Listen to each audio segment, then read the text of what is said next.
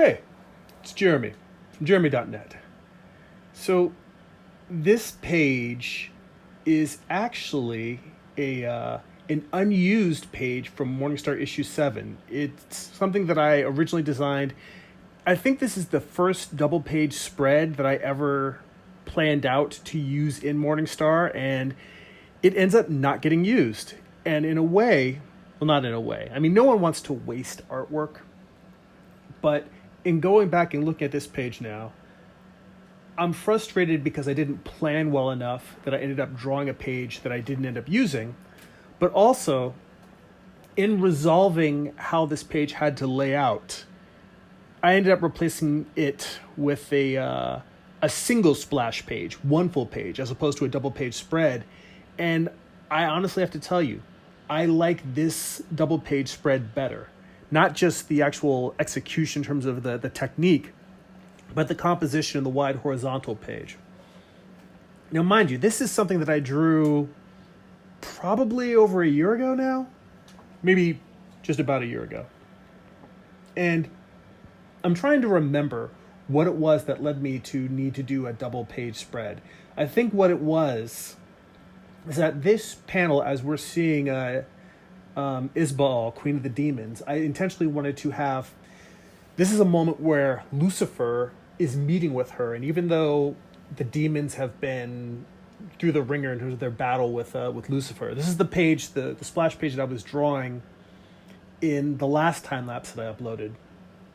I was doing the pencils and inks, and I misspoke because I thought that this was the page that I ended up using in the final issue. But looking back now, and I see that I ended up, as I recall, I had this page, this panel, as the topmost tier of a page. It had like 3 tiers. And it was Lucifer approaching Isbaal, proposing an alliance between his rebel angels and her demons. And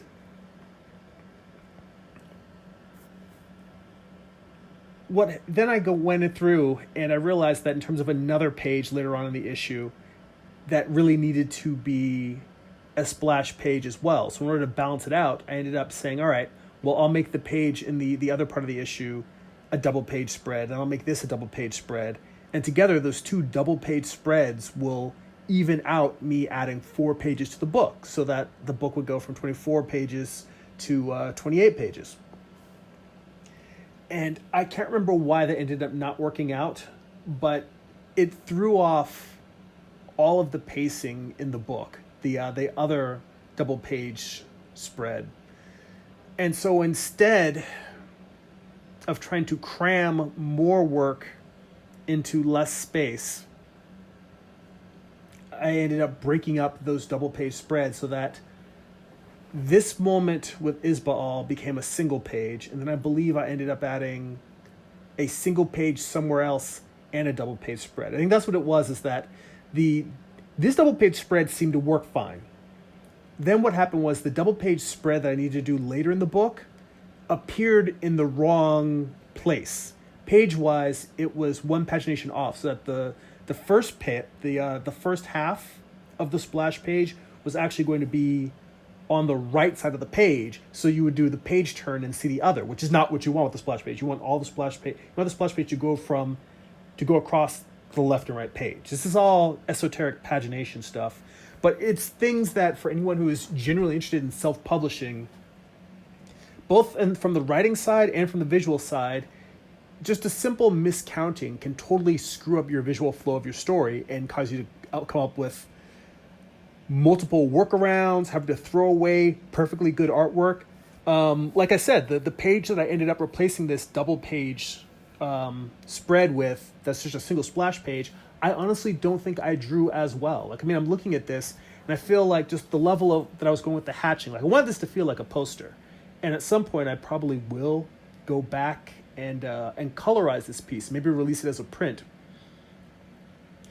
But I ended up sacrificing a page that I thought worked better, being this one, so that I could have my pagination, so I could fix my pagination. Because what I had to do in order to make that page that ended up later in the book, I I honestly cannot remember whether I ended up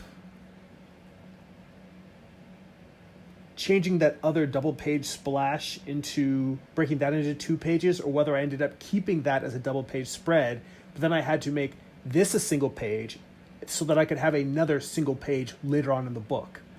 It comes to one of those where I had already drawn this one, thought things were working, and then had to say, all right, well, what's going to involve the least amount of me redrawing and working around to get to the finished page?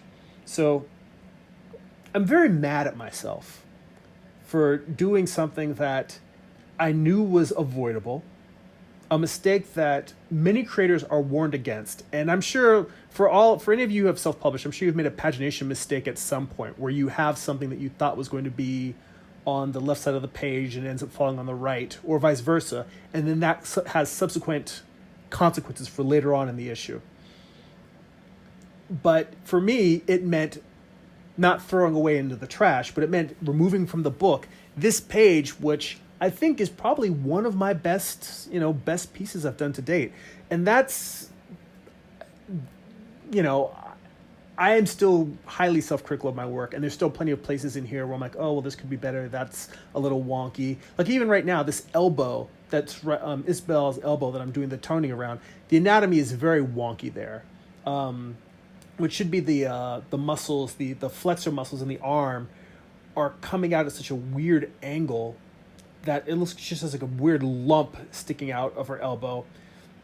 And part of this is me just not planning properly, because I wanted to have it like her elbow was resting on the same way that her right arm is resting on the branches. I wanted to have her left also resting on it, and give the feeling that sitting amongst these trees, it's like she's sitting in a throne. And so make sure you work out your pagination. That's why thumbnails are so important.